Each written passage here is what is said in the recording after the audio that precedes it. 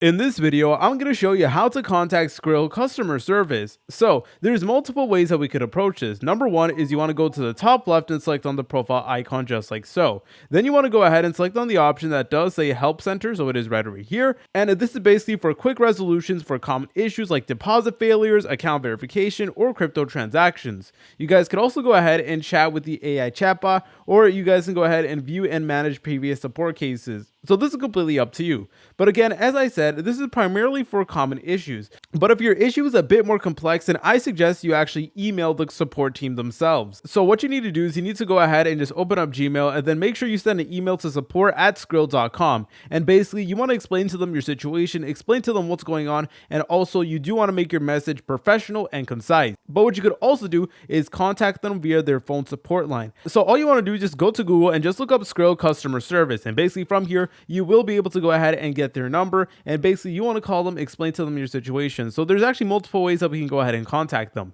If you guys found this video helpful, make sure to leave a like and subscribe. I'll see you in the next tutorial.